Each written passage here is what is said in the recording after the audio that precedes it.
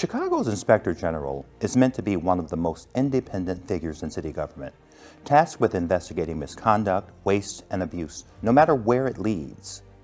Tonight, we sit down with Chicago Inspector General Deborah Witzburg for an in-depth exit interview at a moment of real consequence for city oversight.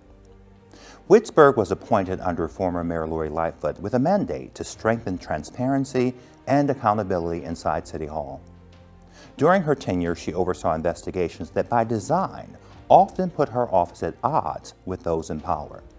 Her departure now comes amid growing tension with the administration of Mayor Brandon Johnson and a widely held belief among good government advocates that the mayor is forcing her out of the role. Tonight, we'll talk about how she got the job, how she did the job, and what her exit means not just for her, but for the future of independent oversight in Chicago. The exit interview begins now.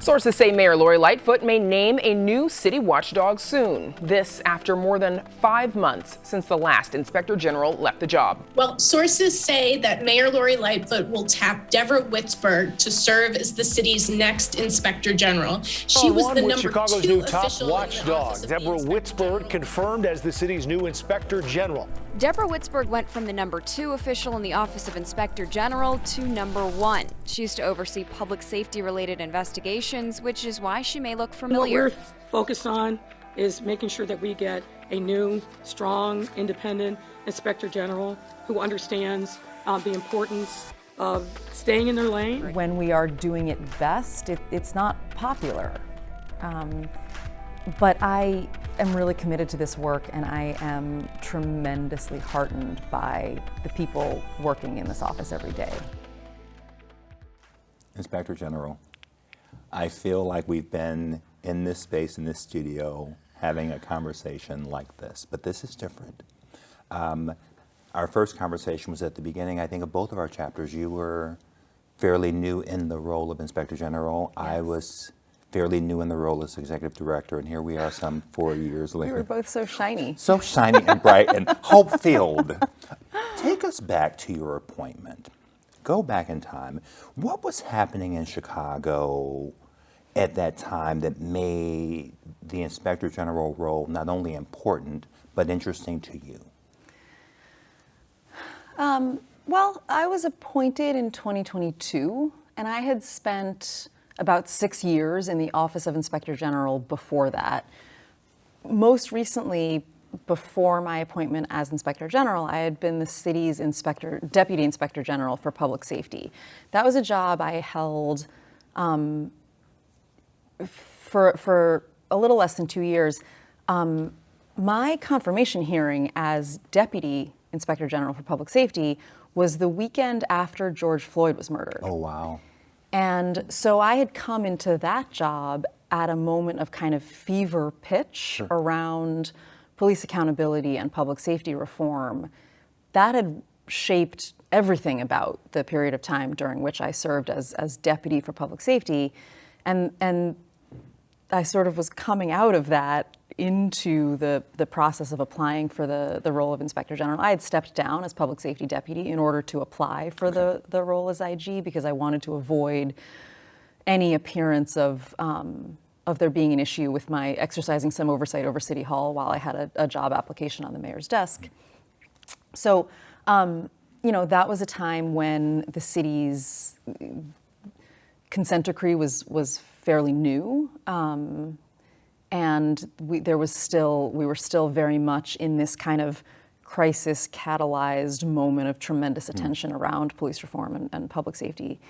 And that loomed very large, kind of alongside all of the issues around corruption and misconduct in city government, which go back much longer than that. Yeah. And the administration that appointed you, Mayor Lori Lightfoot, yes. What mandate were you given by the administration, explicitly or implicitly, about expectations when you took the role, when you were appointed? Well, that's an interesting question. Mayor Lightfoot said at the time, I'm not sure that she intended for this to communicate her view of the mandate, but she said at the time that she wanted an inspector general who would stay in their lane. Was that a public comment or to you? That was a public comment. Okay. And I was asked about that a lot at the time because that did not necessarily comport with how most people thought about the role as it should function. My thinking about it then was that, you know, I learned to drive in Boston where we view lane markers as sort of a suggestion. So I, you know, fair enough. I'm not sure that view and my view of the contours of the job were exactly aligned. And you pressed forward just the same. Yes. How did you, clearly the mayor's public comments. So with that said, how did you understand, or at least how were you going to move, understanding the balance between independence and cooperation? So let's look at you. When you walked in, putting all the noise aside, what was your personal mandate about that increasingly more delicate balance? Yeah. I think that's exactly the right question. It is a balance, this notion that other actors in city government are both subject of and partner in OIG's work. We are, you know, necessarily on opposite sides of some questions with city officials and city departments and so on. But at the same time, if we are not all pulling in the direction of better government, then at least some of us are in the wrong line of work. And so I think this question of striking a balance is exactly the right way to think about that. The managing of human relationships around that is a difficult and complex part of the job.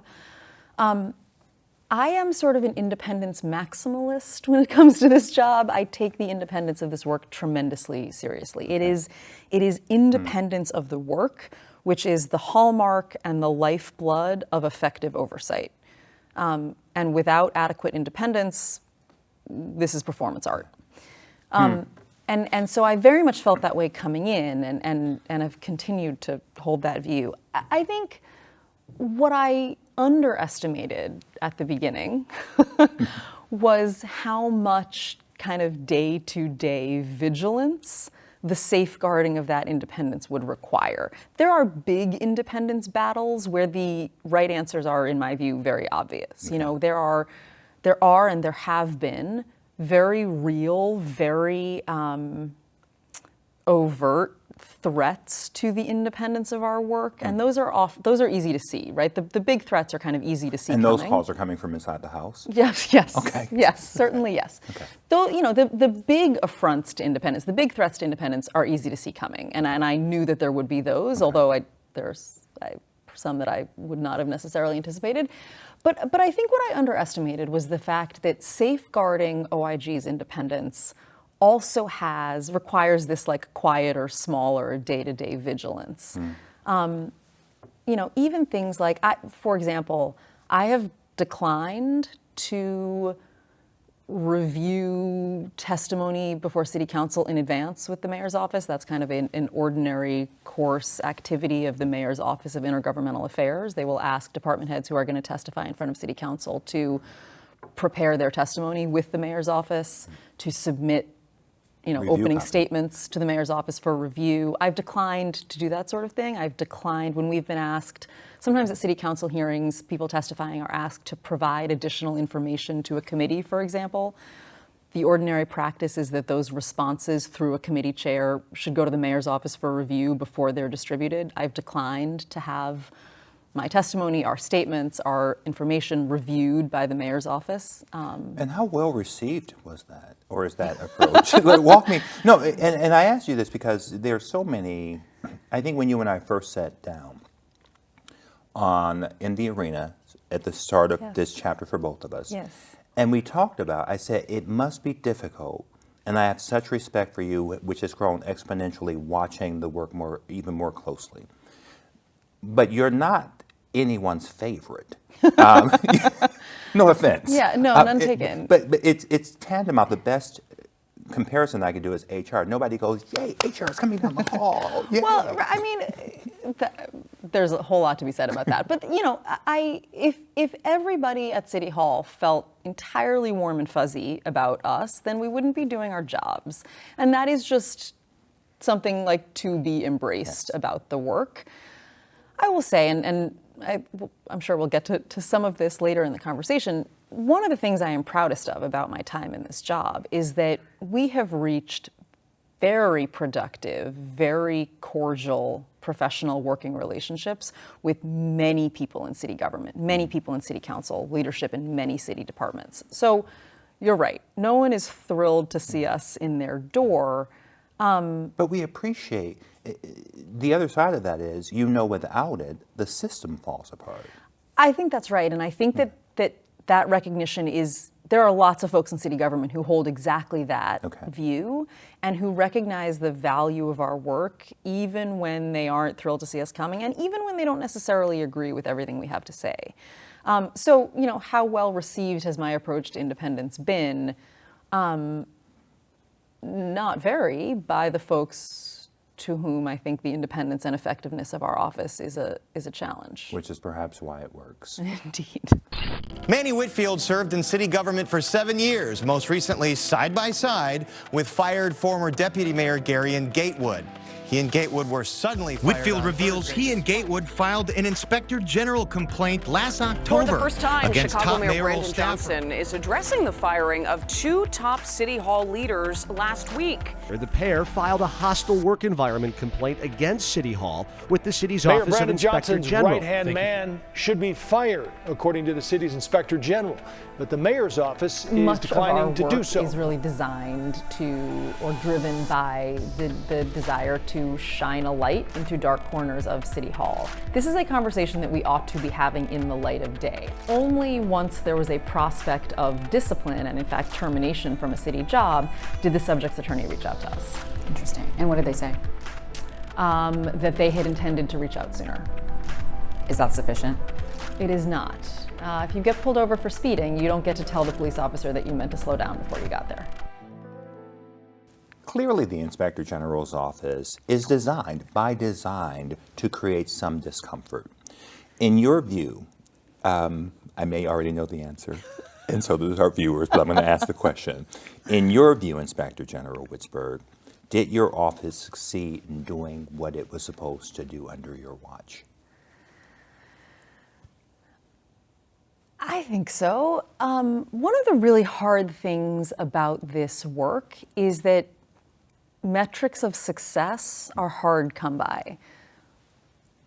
We are not going to fix what's wrong with city government in Chicago while we are here. And so when there is no finish line in sight, mile markers are hard to see along the way. So one of the things I've struggled with a lot is this question of how we know if it's working, right? How we know if we're succeeding. And I'm not sure that I have arrived at a satisfying answer to that. I do think, if we measured success by causing discomfort, then yes. Yes. Yes, we've done that. I do think we have succeeded. I do think we have made some progress. I think that certainly more Chicagoans than ever before know who we are and what we do and where to find us. That's been a very intentional exercise. Is that appreciated? I think by Chicagoans who know where to find us, I think yes. I sometimes, I take the Blue Line to work every day, and I sometimes get on my Blue Line car to find awareness-raising signs about OIG on my Blue Line car in English and Spanish. That's we didn't used to do that. I always find that to be a very sort of satisfying thing. The number of intakes we get every quarter has gone up pretty consistently over my time in this office. I think, that's not because more things are going wrong. It's because more people know where to find us, and maybe more importantly, more people are willing to believe that when something goes wrong, there's somebody in the government who will listen and who will help. That's significant. And I think this office, and I think I will leave this office better than I found it, and I think that we've made some progress. So have we succeeded? Well, we haven't fixed it. But I think I think that I will leave this job in a few weeks feeling like I did what I came here to do. Fair enough. Without getting into any protected details, what types of key issues, patterns have concerned you the most during your tenure that's about to conclude in a few weeks? What are the patterns, themes? I've lost sleep over a lot of things over the course of 4 years. High on that list are some things that we have seen on the national landscape where there's been a lot of concern, which I think we have versions of right here at home. Okay. I think we have a rule of law problem where we have an administration which follows the laws it agrees with and not the ones it doesn't agree with. So if there's a law passed by our city council, that's the law of the land inside the city limits, whether or not that's to everybody's liking. And we're talking patterns and themes. Yeah. Okay. Yeah. So I worry about that. I worry about kind of the weaponization of city processes and city legal processes specifically to reward political allies and to go after political opponents. I think that is a risky, that's a risk of which we should all be aware, to which we should all be sensitive. And relatedly, but also, on the federal landscape, for example, we saw the kind of wholesale firing of federal inspectors general. There are other indicators there as well, but I think it is easy to locate hostility to oversight in the federal government. I have been very concerned, I continue to be very concerned and maybe increasingly concerned about a reflexive hostility to oversight in city government. City government is too broad from the administration. I think, as I said, I think we've... And by administration, the mayor's office. That's right. Okay. The mayor's office and the city's law department, which functions as the mayor's lawyers. Okay. I think we've seen a number of examples over the course of the term where any one of these things in isolation might just be a disagreement, and that happens. There are disagreements to be had about facts and about the law. Any one of these things in isolation might just be that. I think lined up together, I have said many times, if something walks and talks like hostility to oversight, sometimes it's just hostility to oversight. And I think I have talk about patterns and trends. I have worried about that a lot. I continue to worry about that a lot. Fair. Mayor Lightfoot appointed you to the role, and then there was an election, and Mayor Brandon Johnson was elected. How did your relationship as Inspector General change with City Hall post Mayor Brandon Johnson's arrival? In an ideal world, that sort of change in political circumstance wouldn't impact the substantive work of an IG very much at all. I think you were on our air during the election saying that very thing. Yes, well, that's reassuring. Yes, you were. Right. So in this ideal world, it would be sort of an atmospheric change and not too much else. I think some of the challenges we have seen, particularly with the city's law department and efforts to interfere with, frankly, OIG's work, those things are worse now than they used to be. And maybe that's because we have been more aggressive in our work than the office used to be. And also, I think the tolerance on the fifth floor for hostility to oversight is just higher than it used to be. I do think it's important to say that in the meantime, our relationship with City Council, at least as a whole, I think has been very positive and has moved in a very positive direction. We have, we worked very hard last summer to pass a piece of legislation which was designed to protect the independence and effectiveness of OIG's investigative work. And while getting the city's compliance with that law has been a real challenge. The passage of the law was, I think, a really important marker in that the overwhelming majority of members of City Council voted to strengthen the oversight to which they themselves are subject. And I think that was a really important kind of marker of where we are with City Council and with that body, at least as a whole, recognizing the importance of the work. So there's a lot of good news on that front. Sure. Okay. Continuing on the relationship between your office and the mayor, is there something that stands out in the rear view as a key turning point, a series of issues as specific as you're able to share? Was there a moment that you look back and go, that was the key turning point? I don't think so. I think that I hesitate to make this sound sort of more oppositional than it has been, but to the extent that there have been sort of battle lines drawn around independent and effective oversight, I think those battle lines are in the same place that they have always been during this administration. One of the things that's concerning about that is that the law has changed in the meantime. So this law that I just mentioned that passed last summer was designed to ensure OIG's access to city records. The city's withholding of certain records from OIG has always been, in my view, improper. It's now, I think, pretty clearly unlawful. So I don't think, I don't think that the viewpoint has changed. I think the law has evolved around it in a way that makes that viewpoint more worrisome and more challenging. Which I'm going to do a quick follow-up here. You alluded to it earlier, but I'm going to ask it a bit more directly here. I don't have to like the law, but it's the law. Yeah. Does that seem to be in a consistent with the understanding of the administration, or not? Well, that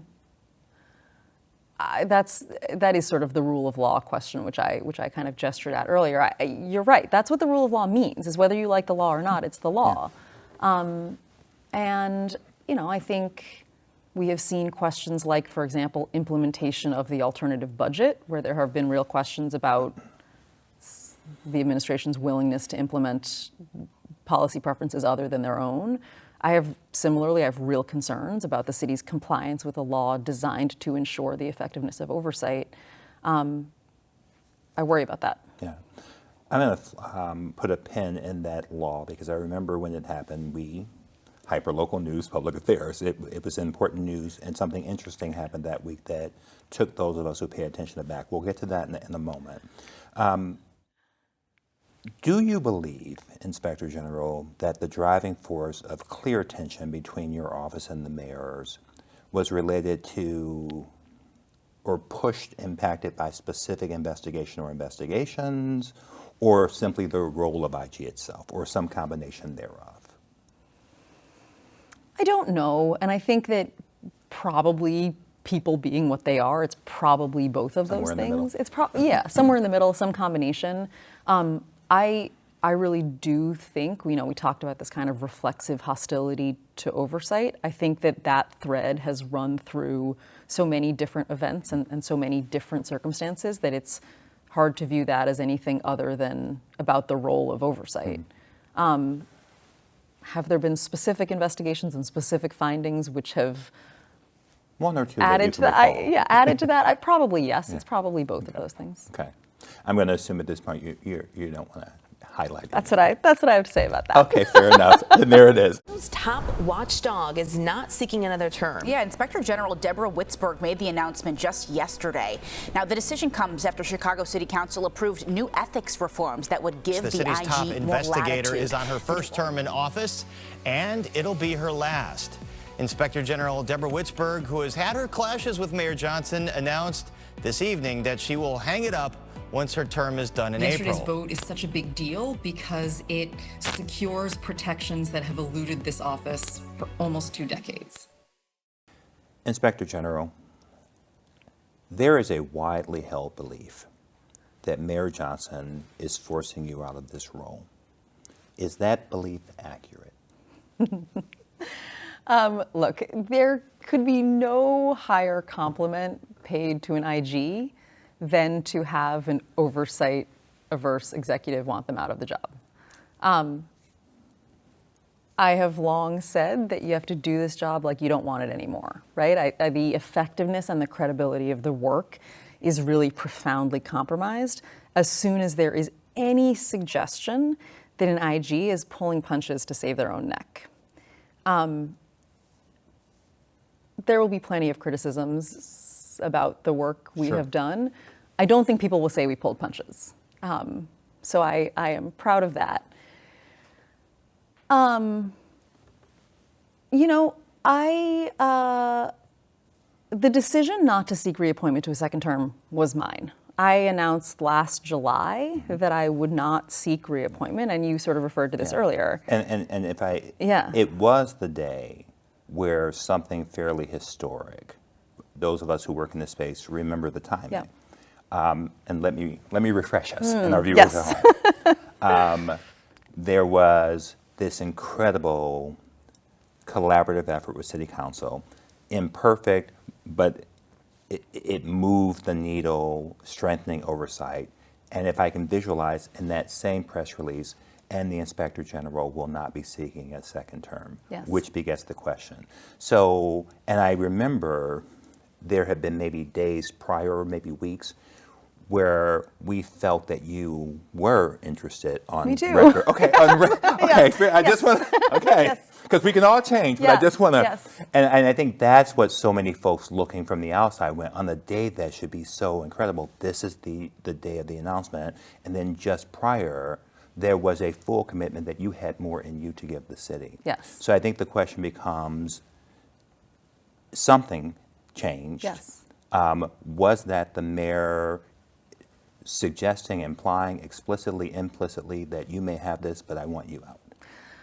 No. Okay. I changed my mind, which people in my personal life would agree with the observation that that's not necessarily my strongest suit. So we talked about the fact that there was in July this vote by the City Council, as you say, where the overwhelming majority voted to strengthen the city's oversight, even though they themselves are subject to it. And I left City Hall on that day realizing that, exactly as you say, that in a really imperfect way, we really had moved a very big needle. And that that's the place to get off the ride, right? The place to get off the roller coaster is at the top of the swell. Is that where you made the decision? Yes. Yes. Have you regretted it since making it? Never once, never for a moment. I mean all the things I have said about this decision, which is that, you know, it was the passage of that law which really secured which really made me confident that I could in fact leave this office more effective and more independent than I found it. And it was really clarifying in my view of this job. You know, there's a lot of discussion. There are a lot of hard jobs out there. There are a lot of discussions about whether those jobs are sprints or marathons. Sure. This job is neither of those things. It is a relay race. And I think the way to think about this work is that you run as hard as you can while it's your turn to run, and you gain some ground, and then you pass the baton. And we would all, you know, we don't have to look far beyond recent events in national government to see that some real harm comes from people staying in these jobs too long. These are stewardships, not monarchies. And all of us who enjoy the tremendous privilege of working in the public service ought to do our part, leave the institutions we are privileged to leave better, and then get out of the way. And so that's what led to my decision not to seek reappointment to a second term. And not for a moment since then have I regretted that decision. Okay, fair enough.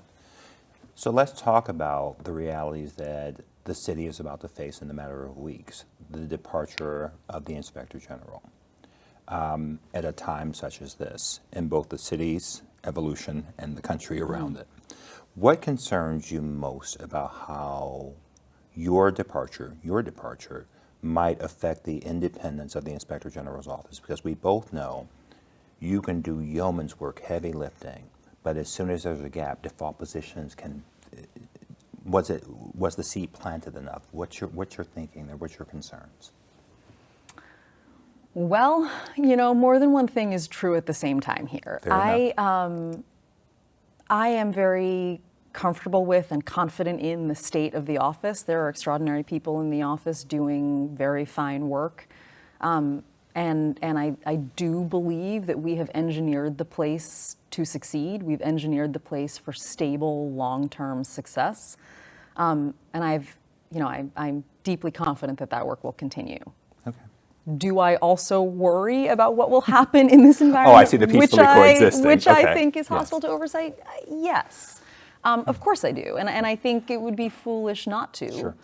I have been deeply fortunate and honored to work with incredible people, many of whom will outlast me in the office, and they will continue to do the fine work that they have done. If you were looking, and we're having these conversations a lot, with a lot of high-profile positions that are open, just a lot of movement and a lot of question of what does the current state of the city say to someone about wanting to take any part of it on? I'm Inspector General, I've said this to you, I've watched you and I've learned so much watching how you manage this space with a level of grace I don't think I have yet. All the therapy in the world has not gotten me. So I ask you this. We're watching it, and you don't have to respond, but we're watching it in the news that is happening around us with CPS, CHA, departments that are so important to the health and well-being of this city and its citizens. What would you think, an outsider, imagine for a minute, what would a potential next IG be thinking? What's the selling point? See, I found my way. What's the selling point? Look, there have been days over the last 4 years where I have wondered the same thing, and it would be sort of disingenuous to not acknowledge that. There have been really hard days in this job. Sure. And there are a lot of ways in which this is lonelier work than I realized it would be.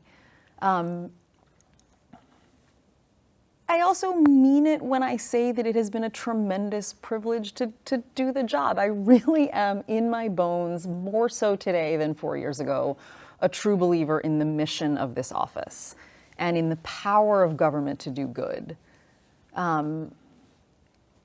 It's been really hard. It will continue to be really hard if somebody's doing it right. And I think that little worth doing comes easy. Okay. Fair enough. If I am a dear friend of yours, and I am equally talented in the legal stuff, clearly I'm not, the way I'm phrasing the question, and I were to call you and go, hey, friend, you did it.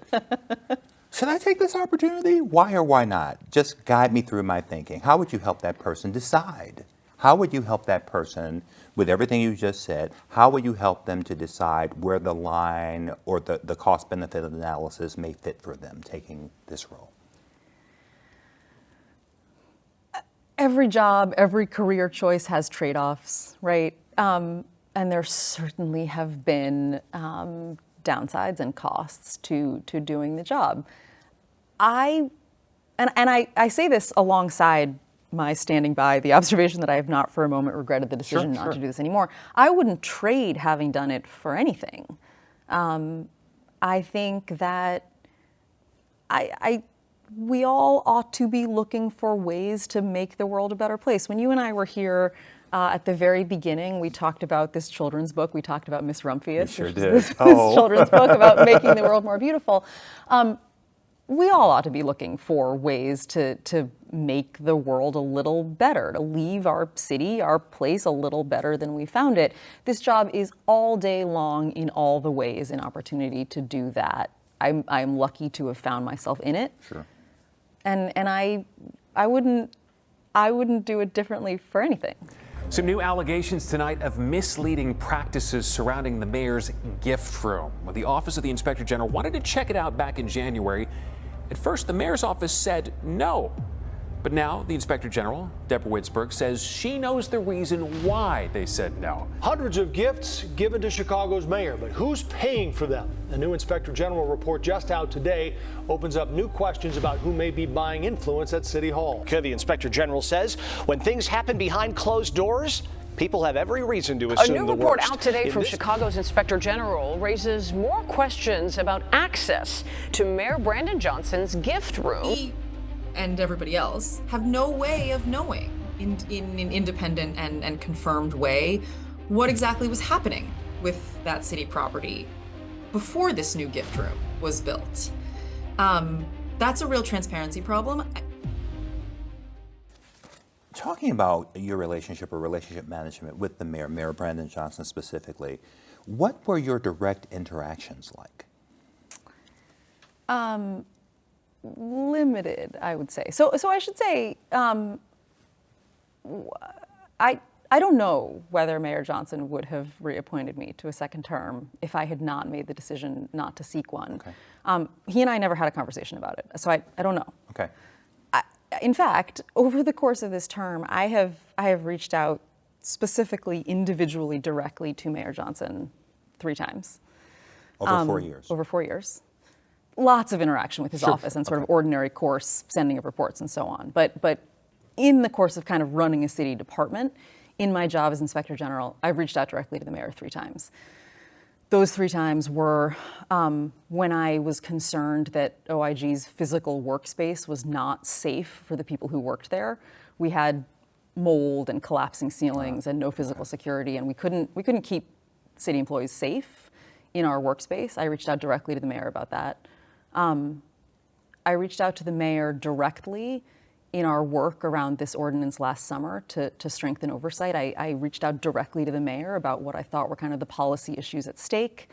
And I reached out directly when I decided not to seek reappointment to a second term. I never heard back from him in any of those situations. I'm sorry, no, I'm not, I don't mean to be dramatic.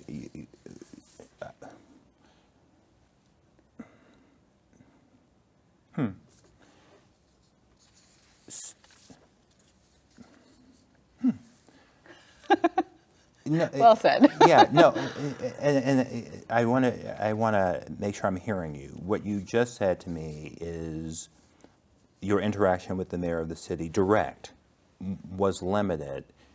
You can count it to 3, and there was no response in either of those 3 interactions over a 4-year period. That's right. Okay, just wanted to make sure I understood that. How does that make you feel? What did that make you feel at the time? Well, we talked about the fact that there are, despite and alongside OIG's position relative to others in city government, which is often on opposite sides of the table, there are also lots of opportunity for us to work together. We have found lots of opportunity to work cooperatively with others in city government. These were some opportunities for us to do the same with the mayor's office. Mayor Johnson, as a candidate, made statements very supportive of oversight, very supportive of kind of unfettering oversight agencies to do their jobs. I think there was a real opportunity for his administration to take a different approach to some of these issues around legislating OIG's independence and effectiveness. Mayor Johnson has been almost certainly the most kind of pro-labor, pro-worker mayor the city has ever seen. I think a workplace safety issue where we were asking the extraordinary employees of OIG to come to work in a physical environment which wasn't safe was a real opportunity for a pro-worker mayor to make some important contributions. And so I'm sorry to see those as missed opportunities for cooperation. I was able to secure a better and safer workspace for OIG. We got, however imperfect, a piece of legislation passed. So I guess all's well that ends well, except that I think that those were missed opportunities. Fair. We all have to be engaged in this. It does not work Administration does not work with the beautiful, and it should be considered beautiful friction that comes from having an IG going, hey, our job is to keep you in the lines, do great things. So I'm going to ask you 2 more questions. The first is, if you, Deborah Witzburg, knew then what you know now, would you have taken the job? Yes. Fair enough. Second question, and it's a 3-parter. You're a mom who we all know I have great respect for because the person sitting here, and I go back to our first sit-down conversation on In the Arena, the person sitting here is truly the direct beneficiary of your mother's consistent work, going back to the pins, the statements, the believing that you have an obligation to make a difference here, and she put that in you all from the early days. Yes. What did she say when you told her you were stepping away from the role?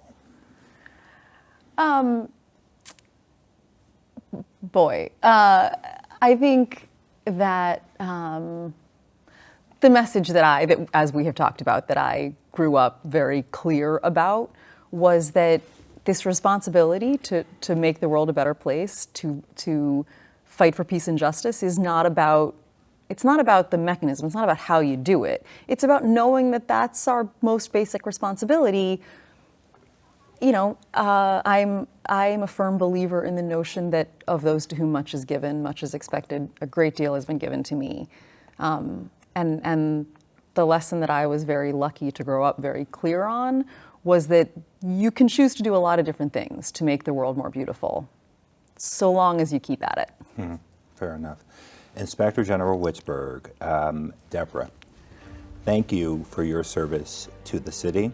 Thank you for sitting down and having this conversation.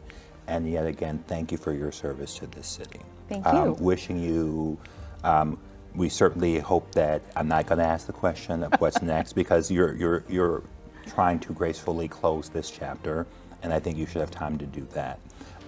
But it is certainly the hope of a grateful city that your public service does not end here. Well, thank you. Thank you so very much. The Inspector General's job is not to be popular, it's to be independent.